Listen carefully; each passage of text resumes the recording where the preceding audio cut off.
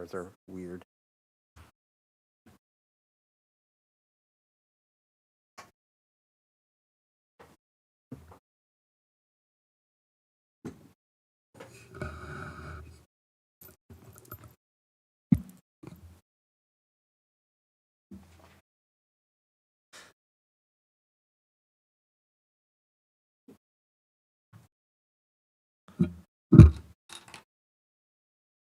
Good afternoon. I will call to order the meeting of the New Ulm Public Utilities Commission for the month of April 2021. The first item on the agenda is to notice whether we will be conducting the meeting via teleconference. We will not. All of the commissioners are present in the chambers. Next item is to consider the minutes from our last meeting on March 23rd, 2021. I'll make a motion to approve the minutes of March 23rd, 2021. I'll second. Any discussion of the motion? All in favor indicate by saying aye. Aye. Opposed, same sign. Motion carries. Next is our monthly utilities report from Director. Good afternoon. Good afternoon, Commissioners. There's just a couple items I want to bring to your attention. Just a notation, we have construction season that started now, so you'll see our crews out and about doing work. I wanted to make note that the wastewater treatment plant was recently recognized by the Minnesota Pollution Control Agency. They have met all the permit limits and submitting all reports on time that's set in their annual report. Minnesota has approximately 1,600 municipal and industrial MPCA permit holders, and only about 292 or 18% achieve this recognition. So I just wanted to point that out to you. Some of the projects we have going on, the transmission line, we've talked about that in the past. That project has now been, Hooper has demobilized. The cleanup has been done and they pulled out of town, so the project is complete. You guys will see a project update at the next meeting. The wastewater pump and diffuser improvement project, we have items that have been ordered. Right now, we're waiting on a construction schedule to find out when construction will start out at the plant. And I thinking the last item, just a notation, we've got Larry Botten with the electric, he's the electric distribution supervisor. He's recognized 33 years of service with the PUC. So other than that, that's what I have. If you have any questions. Just looking at the monthly bills, obviously natural gas was big as expected. Can you tell us how many people took advantage of the? I believe there's about 170 people that took part in the contracts. If you're looking at the financials, the invoices for the BP bills came through this month, were payable this month, and so some of the revenue will be coming out over that contract. So we should see the gas department improving as the months go through. Do you have any idea how badly our customers were hit? Any numbers, any ideas? The individual customer bills, how badly they were? You know, of course, it depends on usage, but I think all in all, people were saying it was between 2 and 3 times. So, you know, the fact that we bought down that 2.6 million really helped our customers. It was a significant savings to them. Right. So, a lot of people were coming in and, you know, basically saying they were surprised it wasn't larger, you know, because of, you know, all of the information that we were sending out and trying to get people to be aware. I think most of them were pleasantly surprised that it was lower than what they expected. Sure. I'll offer the motion to receive and order filed the report regarding monthly utility operations. Second. Any discussion of the motion? All in favor indicate by saying aye. Aye. Opposed, same sign. Motion carries. And then you want to, sounds like our employee of the month was very helpful with the setting up the payment arrangements. Very much. Yes, our Employee of the Month is Pauline Brolick. She is the account clerk in the Finance Department, and basically she does the utility billing. She's been employed at the Public Utilities since July of 2018, and she spent a lot of time looking for ways to bill customers out. Software can be really tricky sometimes in allowing you to do certain things. She was able to figure out an idea. They told us they could get it in place and then found out that they couldn't do it in a timely manner. So then she had to go back to the drawing board and figure something else out. And, during the process, she was open to any ideas. We did many brainstorming sessions, and she was always willing to put the time and effort in that to make it work. So congratulations to Pauline Brolick. I'll offer the motion to recognize Pauline Brolick, Accounting Clerk in the Finance Department, as Employee of the Month for March 2021. I'll second. Any discussion of the motion? All in favor indicate by saying aye. Aye. Sign. Motion carries. And next we have our report on reliability standards. I take it Dan Persig will present that to us.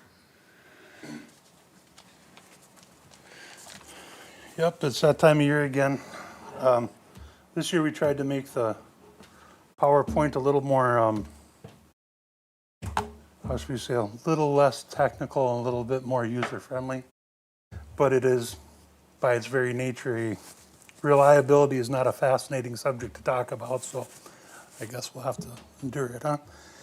Well, again, this year, just like every year, we changed the definitions a little bit. Reliability means just making sure you have the power when you need it, where you need it, in the most simplest terms that we could put it. And this is a way that the utilities have decided to benchmark their system with the safety SCADA. We technically don't have to do it, but it's felt that it's got a good story to tell about what the utility's been up to and where we are successful. So we've opted to do it for many years now. And we've started using this e-Relia tracker in the last I think we're our 4th year of that right now. And that gives us a whole bunch more data and compares us regionally to lots of other utilities, where again, we stack up very favorably. Okay, system reliability, there's 3 industry standards. There's the SAFE, and that's the interruption index. And that's literally the equation. It's the number of outages divided by the number of customers. And then that's the duration index is SAIDI. That's how long those interruptions are divided by the number of customers.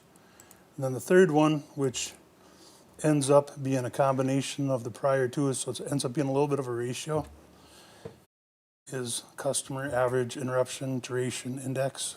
And this one here, we'll be pointing out a little bit later that by it being a ratio, it's not really working in our favor this year. But NUAM SAFE, again, there's the equation. We had 0.14 interruptions per customer, which is really good. The region, and this is where e-Relia tracker gives us this whole area. So it's like Minnesota, Iowa, North and South Dakota, and Wisconsin. So it's a larger area. Again, we stack up really, really good this year. Last 3 years, since we're so small, it fluctuates kind of wildly, but again, we're stacking up really good. And then compared to the IOUs, well, this year I'll back up one, very good next to our competition. And this is the same thing in graph format. Again, Region 3 we've only had for, like I said, 4 years.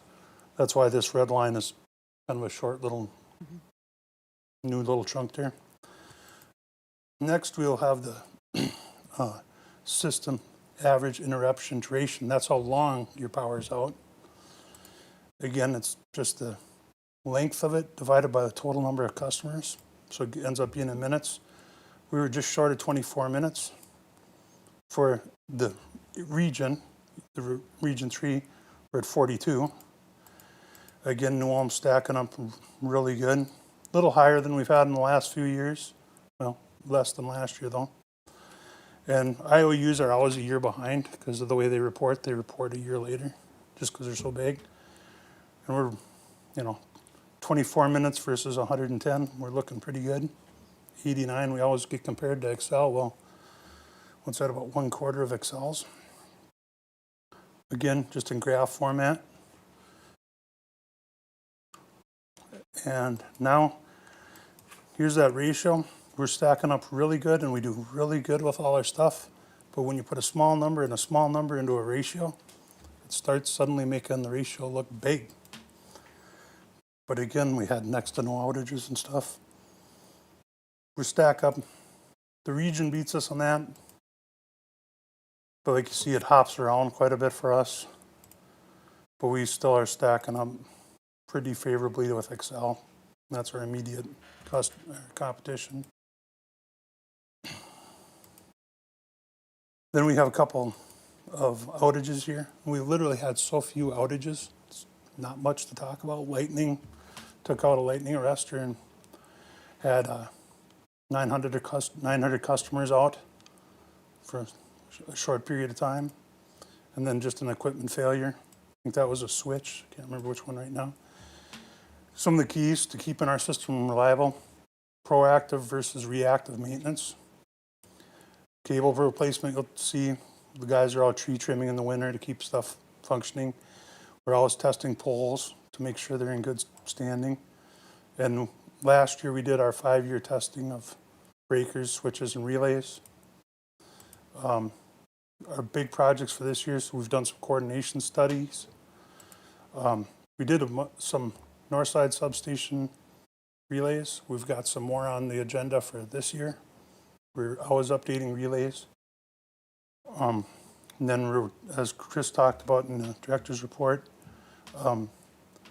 working on replacing that 69 kV line. And with that project, we finished off the PT replacement project, which we don't have on the slideshow, but that was another thing.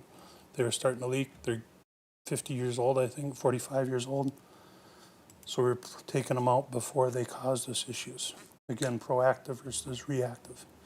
Then we're planning maintenance. Again, PT project would have been a good example of that. And replacement projects. We got system plans on what we're doing for the future and building in redundancy and backup whenever we can, and underground. So again, the trees and storms don't affect our system. And we're always working on improving our SCADA system. That's part of the relays that helps us with our SCADA. We've got knowledgeable operators, recognize the system problems quickly, take appropriate steps to for restoration, and we're always training people. We've got a backup in our 23rd North, so we've got 2 feeds to the greater grid, both the one behind the wash plant and this one on 23rd North. Primary being the one that we just rebuilt with the 69 kV line. Excuse me. And then our internal generation capacity. So it's almost like having a third backup. And we did use that on the transmission project as support for the system. So conclusions, we're at about 1/4 for our safety of the other customers, utilities in the region of comparable size. About half of the SAIDI of others. We're real reliable and really compare well with the IOUs as I pointed out throughout the presentation. Again, adequate preventative maintenance, not just reactive, redundant circuits, underground components, and knowledgeable system technicians. And again, that generation, like I say, during significant events, we can rely on that. With that, I think it's questions. I know everybody's seen it before, so.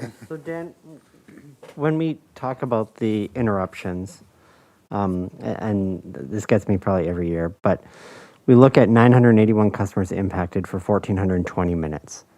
Does that mean 1,420 minutes spread across the 981 customers, or the? Yep.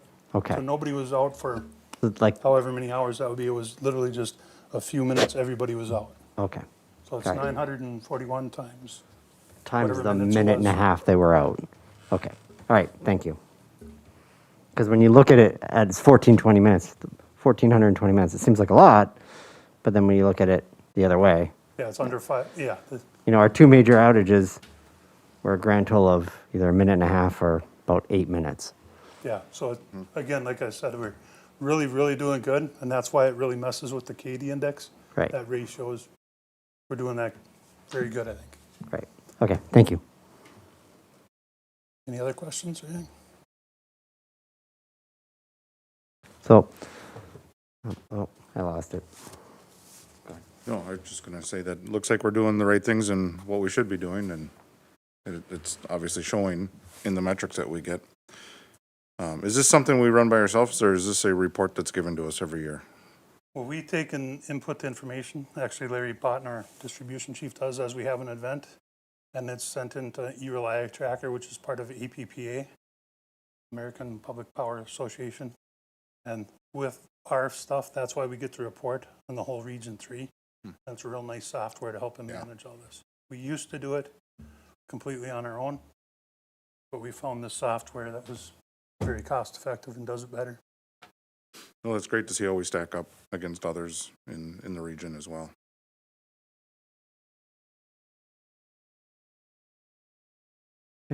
I'll offer the motion to receive and file the report regarding new electric system reliability standards and performance for 2020. I'll second. Any discussion of the motion? All in favor indicate by saying aye. Aye. Opposed, same sign. Motion carries. Onto new business, we need to recognize years of service for Donna Soukup. Yes, Commissioners. Donna Soukup has been with the utility water steam department as a clerical assistant 1 for nearly 20 years of service. She started in September 1994, and she had her retirement on March 31st, 2021. So congratulations to Donna. Yes, thank you. Excellent. I will offer the resolution and waive the reading commending Donna Soukup, Clerical Assistant 1 in the Water Steam Department for nearly 20 years of service with the New Ulm Public Utilities Commission. I'll second. Any discussion of the resolution? Hearing none, can the clerk call the roll? Commissioner Finland, Yes. Commissioner Hillesheim, Yes. Commissioner Shaunis, Yes. Commissioner Visser, Yes. President Heine. Yes. Resolution passes. And we have an additional resolution honoring Mike Rubey. Yes, Mike Rubey was a power plant operator in the electric production department for nearly 8 years. Mike has worked for both the city as well as transferring over to the PUC to work in our power plant. He started in the power plant in September of, I'm sorry here. No, he started in April of 2013, and he retired on April 2nd of 2021. I'll offer the resolution and waive the reading commending Mike Rubey, power plant operator in the electric production department for nearly 8 years of service with the New Ulm Public Utilities Commission. Second. Any discussion of that resolution? Hearing none, we can call the roll. Commissioner Finland, Yes. Commissioner Hillesheim, Yes. Commissioner Shaunis, Commissioner Visser, Yes. President Heine. Yes. Resolution passes. Thank you. Next, we need to discuss the general obligation utility revenue and refunding bonds. Commissioners, these bonds were previously authorized. They are for various wastewater projects, and they're refunding of some 2011 bonds. This is just the details that will go out to the bidders next Tuesday. And then that sale approval will come to you at the special meeting next Tuesday, After city council looks at it, right? before the city council meeting. Okay. I will offer the motion to receive and approve the draft of the preliminary official statement regarding the $3,300,000 general obligation utility revenue and refunding bond series 2021A. I'll second. Any discussion of that motion? All in favor indicate by saying aye. Aye. Same sign. Motion carries. Next, we are, to discuss the transition to the payment plan post-COVID-19. Go ahead. Yeah. You can remember back in June of 2020, you authorized the establishment of the COVID-19 Deferred Payment Plan. And so basically what that did was it suspended disconnections and penalties to our customers, recognizing that some of this could be a hardship during COVID and people losing jobs and such. So we have been following that plan now until we've been watching the Minnesota PUC to see what's going on. Basically, what we were doing was a voluntary service, but we wanted to watch what the IOUs were doing and watch what the Minnesota PUC was doing. And so recently, on I believe it was April 15th, the IOUs went to the Minnesota PUC to ask if they could start developing transition plans to start with disconnects and shutoffs. And so with that happening, many of the municipal utilities around Minnesota, which are like us, have just been staying with this program, started to develop their own similar plans. And so we think that it's time to start developing our own and trying to transition these customers into getting them to pay. And then also, sometimes they need some type of documentation to be able to get the funds that are available through some of the different acts or through the fuel assistance, things like that. And so we want to be sure that people are getting the funds that are available to them when they're available. And so what we've come up with was to have the suspension policy of no disconnects will end on May 31st, 2021, and that'll be for all customers. And after that, the utility will follow the normal disconnection policy that's set forth in the regulations. Staff will send letters out on or around May 1st of 2021, and that's going to go to all the account holders that have an unpaid balance sitting on their account.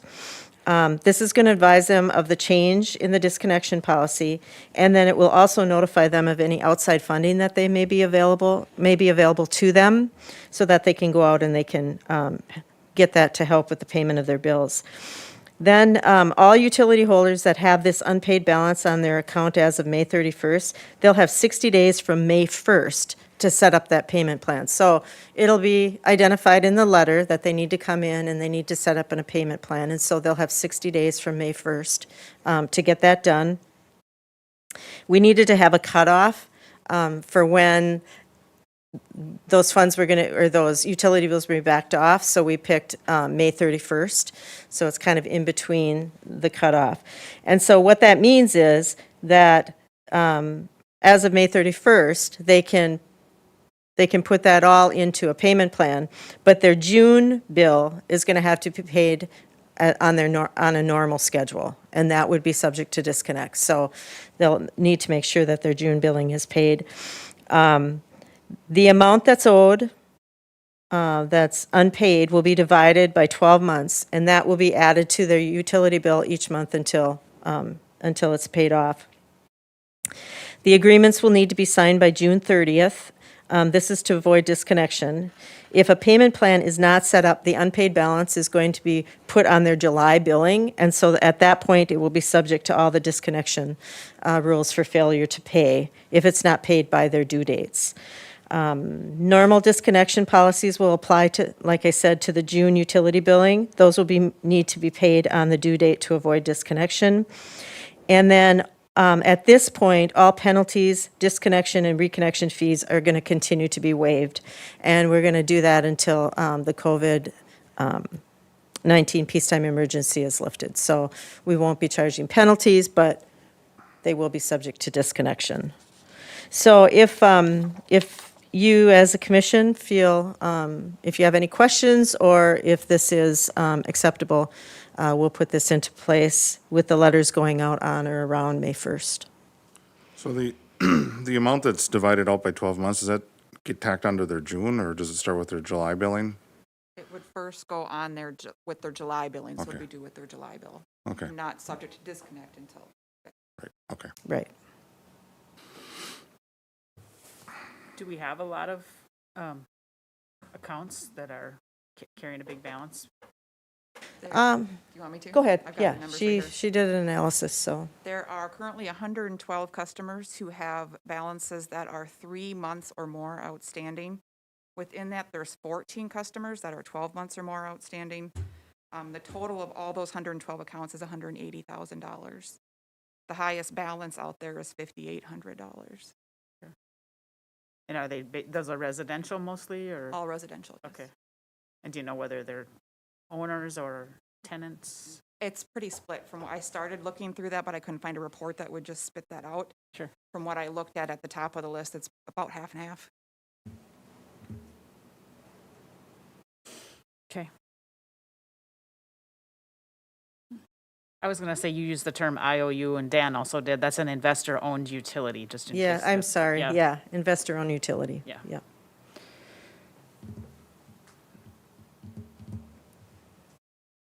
I'll offer the motion to approve the transition plan to resume collection activity and service disconnections under the policies set forth in the New Ulm Public Utilities regulations. I'll second. Any discussion of the motion? All in favor indicate by saying aye. Aye. Opposed, same sign. Motion carries. Then we need to award the bid or consider the bid for the Minnesota River Conduit Crossing project construction. Dan again? Yeah, this is again an old project. We brought this before you in August of 2019. The electric distribution department discovered one of their guy wires was starting to go slack from the erosion along the river. We brought some pictures and stuff, and originally we were planning on just doing a riprap project, trying to just fix the river, for lack of a better term. Well, as we started doing the surveying investigation, let me back up one. About in September, the way I remember it, we found out that this would be potentially eligible for FEMA money. So we started that process right after we had brought it to the commission. But anyways, we started investigating, and the dollars kept growing and growing and growing. So we decided we better do something else when it was at $1 million and we were still adding. So we decided to look at going under the river and just reboring the project, skipping the overhead. The DNR liked that idea better. So we developed the project, did the geotechnical work to bore under the river, staying well below the river, so that we should never, as long as the conduit stays good, we should never have to relook at this again. I certainly hope I never have to look at it again. So we went out for bids, and the engineer's estimate was $225,000, but that was just for the boring and the conduit part of the project. Our electrical distribution crew has to pull in the electrical conduit later, and their part of the project is going to be in the future, about $60,000 the way I remember. But as you can see, when we bid the project, we got a couple numbers that have come in significantly under what the engineer's estimate and everybody was looking for, with both the base bid and the alternate. The alternate was a 2-inch conduit board right along the conduit for the electric distribution for fiber optic, so we could have SCADA and controls to the wells that are not susceptible to any form of interruption or anything like that. It's part of a future thing, risk assessment.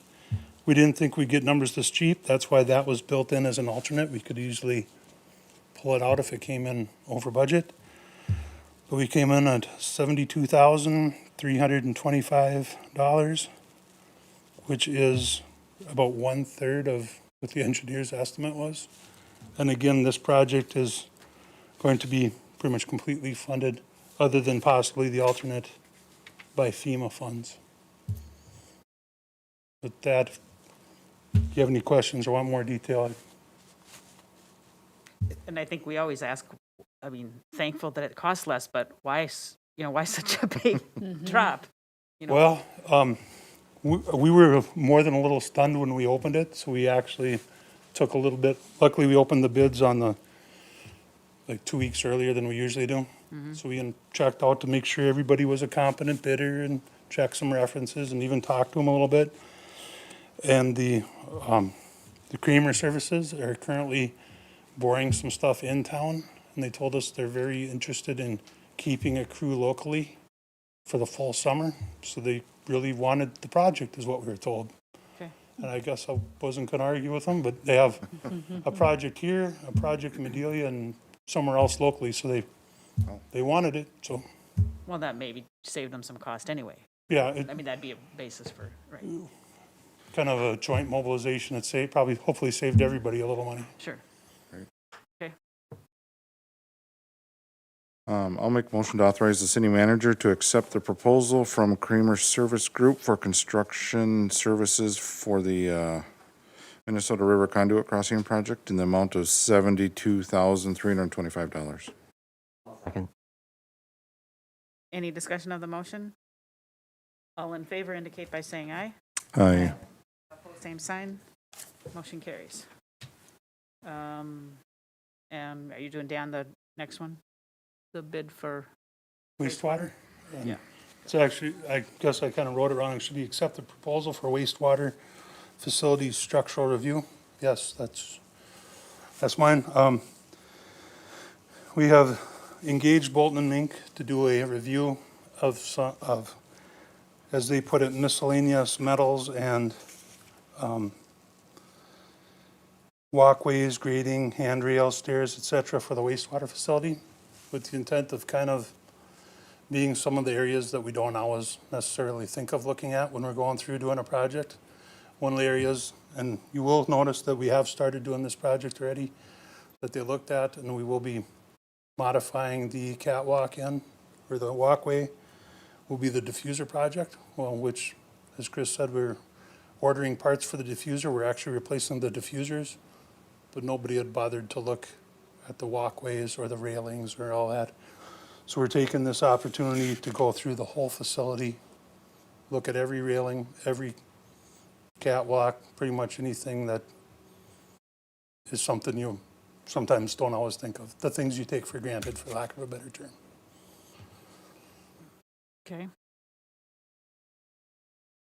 And if you have questions, and this is including the 20th South and the Center Street lift stations. Pretty much all wastewater facilities.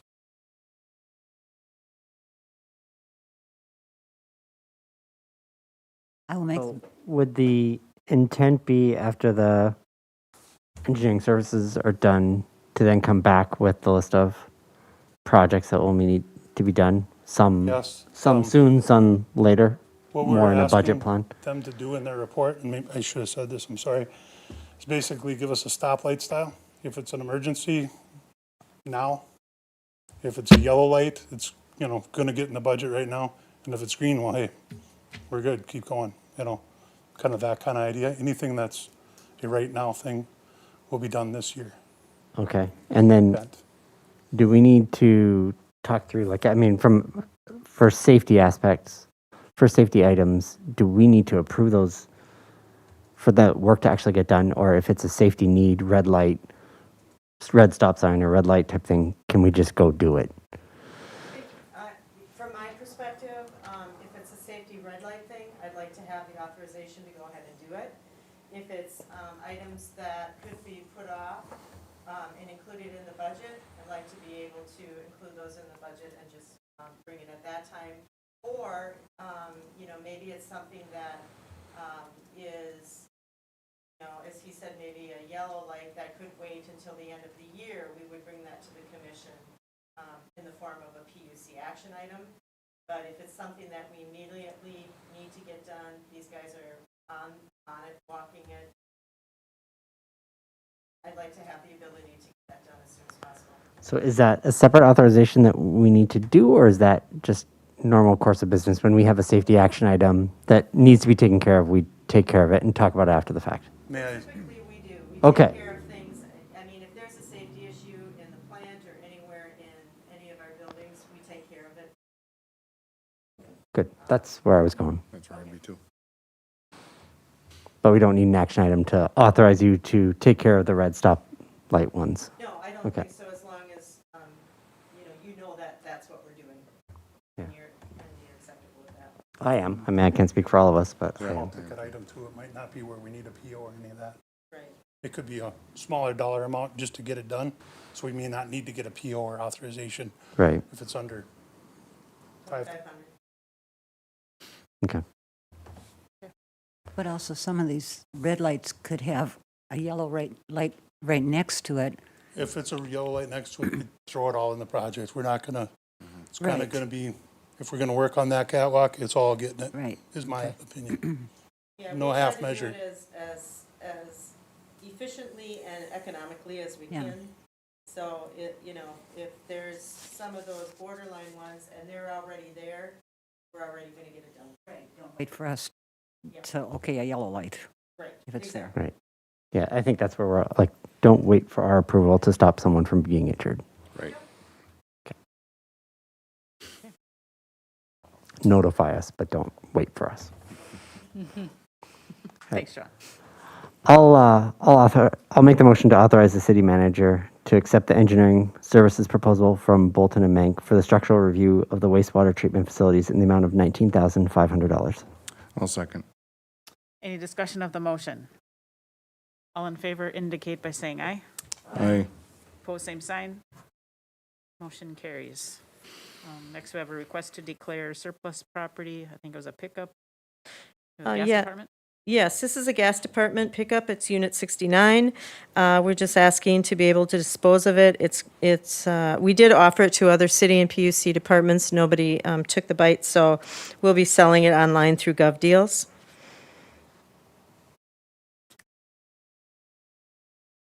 I'll offer the motion to declare gas department's unit number 69 as surplus property and authorize disposition pursuant to the requirements of the city code and charter. Second. Any discussion? All in favor indicate by saying aye. Aye. Opposed, same sign. Motion carries. Finally, we have our list of claims for this month. I'll offer the motion to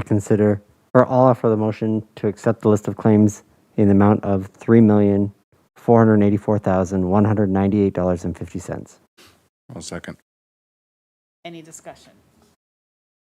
All in favor indicate by saying aye. Aye. Opposed, same sign. Motion carries. And then, so we need to adjourn to Tuesday, May 4th to take further action regarding the general obligation bonds. So I guess we'll see you on May 4th. Unless anybody else has any? We should have a motion, though, for the Oh, a adjournment. motion to adjourn to May 4th? Okay. I'll make the motion to adjourn to 4 PM Tuesday, May 4th, to award the sale of the general obligation utility revenue and refunding bonds. I'll second. Any discussion? All in favor indicate by saying aye. Aye. Opposed, same sign. Motion carries.